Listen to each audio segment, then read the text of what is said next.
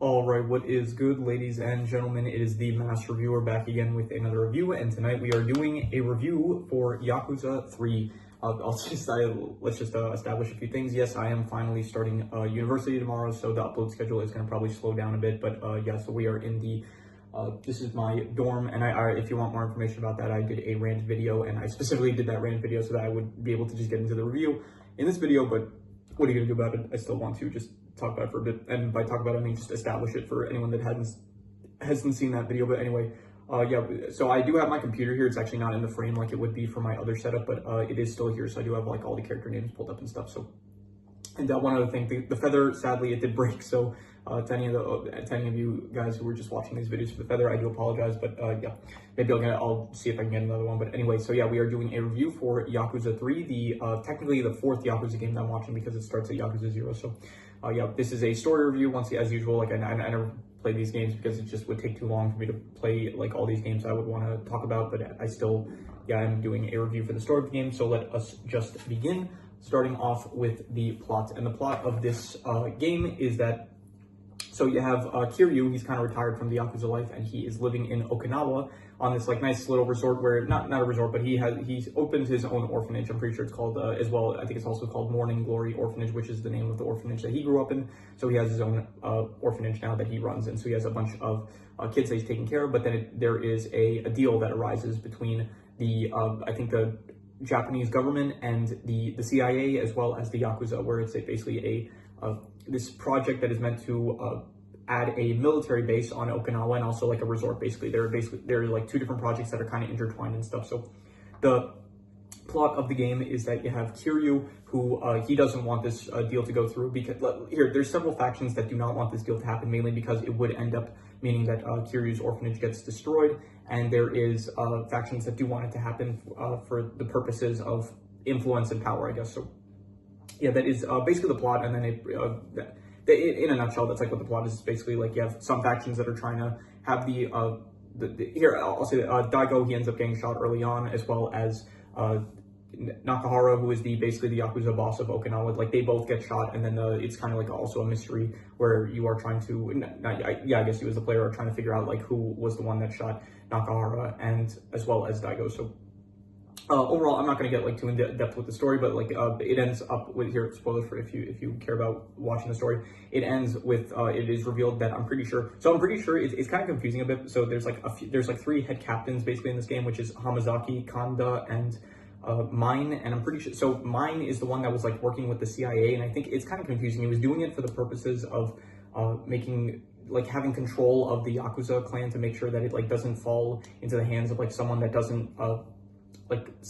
appreciate the Yakuza. I don't really know what his motivations were exactly, but and then Hamazaki, I'm pretty sure he was also working for the CIA, and Kaneda, I don't really know what he was. I don't think he was working with anyone. He was just causing problems for Kiryu. So yeah, so it ends up with like Mine is basically revealed to be the one that is kind of pulling a lot of the strings in the background and stuff. And so I think I'll get more into this with the characters, but overall, I would say the plot of it is it's pretty good. I'd say I give it like a 7 out of 10. I do like I do like the fact that it's like it's not really a straightforward story. It's kind of confusing here and there, but I did like I liked what they went with, where it's like you have multiple different factions that are trying to stop this like land, or some are trying to have this land development project go through, and then others are not. It's kind of similar to the first Yakuza game, where it's like all centered around just a plot of land that people are gaining control over. So it's kind of like it reminds me a bit of the first game, which I liked a lot. So yeah, I give the plot like a 7 out of 10. It's pretty good. I'd say I was entertained. I did not like any of the parts with Kiryu when he's talking with his children, like the children in the orphanage, like all of that. Like some of the kids ended up having problems, and they would go to Kiryu and stuff. I think it was meant to be side content maybe, but it was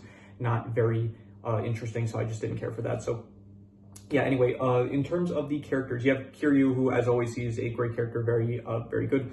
I think I will, next video, I'm going to do the usual character ranking. So yeah, but I'll just give my brief thoughts. Kiryu's good. Haruka, she's in this once again, she's fine. Like all the kids, I just don't really care for that much, but you know, they're fine, I guess. It's good for like showing like Kiryu's development as like he's kind of taking on the parental role that I guess you could say that not really like Kazuma took for him, because you never really saw Kazuma as acting like a parent, but it's nice to see Kiryu's growth, where it's like he's kind of retiring the Yakuza lifestyle in favor of becoming a parent. That's good. So there is Rikia, who he was good. He is kind of like one of the first people that Kiryu meets in Okinawa, and he, at first it's like they're enemies, but then it's like they quickly become very close, and Rikia basically treats him like, I think he calls him like Anki, which is meant to be older brother in Japanese, so he is definitely a good character, I would say. I did like him, and I thought that he had a pretty good, spoilers, death scene at the end. I thought it was great, but yeah.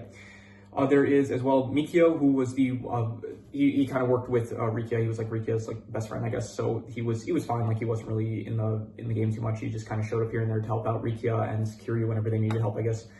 There was Nakahara, who was the head boss of Okinawa, and I thought he was good as well. Like he does get shot pretty early on, so he's not really in the game that too much. So I'm just going to try to go through these a bit faster because I will get into them more depth in the next video. Date's in this. I don't really remember much they did. You do have Joji Kazuma, who was, he's revealed to be like the twin brother of Kazuma. So I thought that he was a very interesting new character to add into the fold. Majima is in this once again as well. You know, not in the game too much because, you know, ever since like Yakuza 0, he's like not really, he's kind of like off to the side doing his own thing, but still he is great.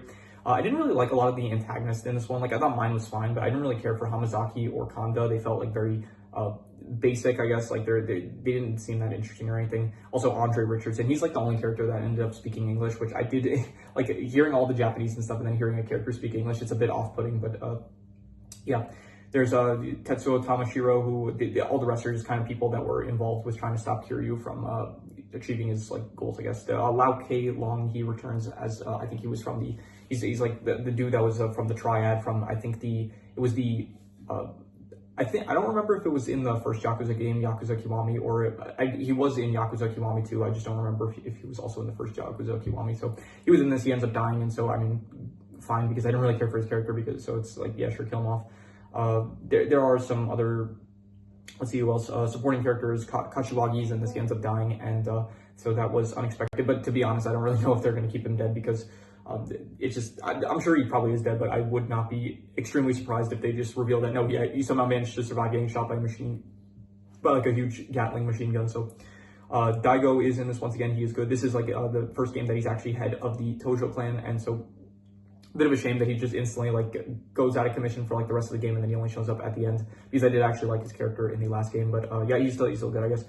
There's Tamiya, and his whole thing is that he's just like, he's this politician who's like everyone thinks is for the renovation project for Okinawa, but then it turns out that like he reveals to Kiryu and there was someone else there at the time, I think it was Rikia, or it might not have been Rikia, but I think it was Rikia, I'm pretty sure. So he ends up just revealing that no, he doesn't want this deal to go through because it's meant to be like it's meant to capture like the CIA and stuff, and he's doing this because he's like asking Kiryu, I want you to help save someone that works for him, like Sudo, yeah, that's his name. So Sudo is just a guy that wants the project to go through for the sake of like Okinawa, like the good for the Okinawan people and stuff. So he was fine. He's meant to be just kind of like not lore dump, but like he's meant to like just explain, reveal a lot of like what's going on in the bigger picture. That's the whole purpose of his character. So the Force is in this. He's in like one or two scenes, I think. Like he didn't really do much in this game compared to the last ones, so he was still fine, I guess. There was Saki, who was the daughter of Nakahara, who I thought she was good. Nothing. Once again, I'll get more in depth with all these characters in the next video, the character ranking. So yeah, that is pretty much all the characters I think are worth mentioning.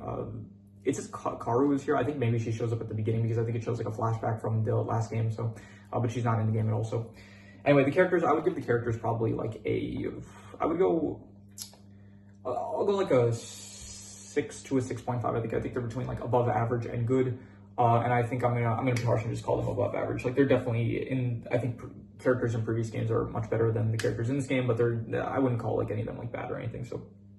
In terms of the settings, I actually really like the settings for this. It is in Okinawa, so it is like some nice beach areas and stuff, which it is a bit of a shame because they do return to Kamurocho a lot, so you don't actually see too much of the, I kind of wish they explored a bit more of the Okinawa setting, so, because it is like a very nice setting. So I'm going to give it like the settings I will say are, I'll go like, I'm going to say pretty good. I'm going to give it like a 7 out of 10 because I do like the Okinawa settings, but then once they return to Kamurocho, it's like more of the stuff that we saw up until this point. So I do wish that they were you saw a bit more of Okinawa and just less of Kamurocho, which we have seen like a lot of up until this point. So in terms of the mystery, I'm not including action for that. Like the action I did there, the video I ended up watching, it didn't really show any of the action sequences of the fights and stuff, but you know, the action is always going to be good. So I'm not including the action in the final score. But in terms of the mystery aspect was, it was kind of like, I guess you could say the mystery was who is Joji, kind of who is the traitor of the Tojo clan, who is kind of pulling the strings behind.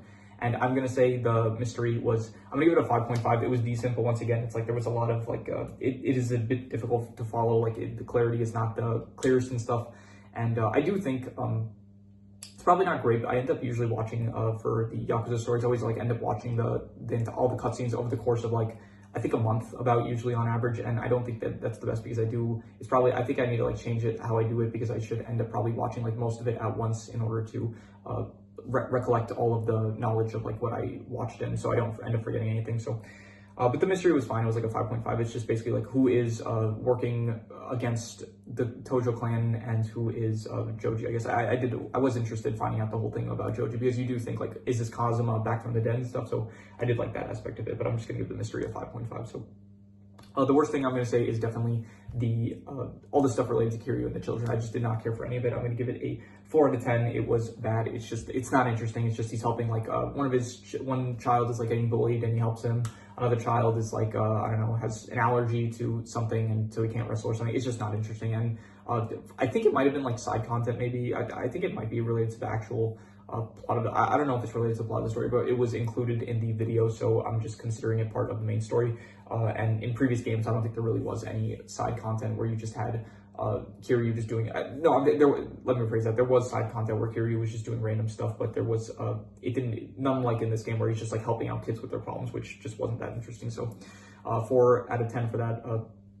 And in terms of the best thing, I'm going to say the best thing was I would go with I'm not sure. I do actually really like Joji. I think that all the scenes with him were very interesting. So I think I might say that he was, I think maybe I would give it to Joji. Just his character was like very good, I would say. But I also do think that just the Okinawa area in general, it's very nice, I would say. So I'm going to say like a 7.5 for both Joji and the Okinawa area. Both of them are very good, I would say. So I'm going to give it a 7.5 for that. And I don't have any extra notes, so I'm going to do the calculations. So King Crimson. All right, so I ended up, I forgot to include the art style, which I would give it like a 6.5. I think it's a good art style. It's like the graphics are fine, but it's not like the first 2 games, which were, they ended up getting like a remake, which is not too long before I started watching the cutscenes for this game, they actually did reveal that they are going to be releasing next year Yakuza Kiwami 3, so I'm sure when that game comes out, like the graphics will look much better, so. So I just gave the graphics like a 6.5. They're still good, but I absolutely do think that it's going to be probably a big improvement when when next year Yakuza Kiwami 3 comes out. So, so it ends up coming out to about a 6 out of 10, which would be above average. And I think I would probably, go with, I think above average, I would say. I'd give it like a 6 out of 10. It is one of the weaker games in my opinion, but I would still say it's like above average. I'd say a 6 out of 10. So.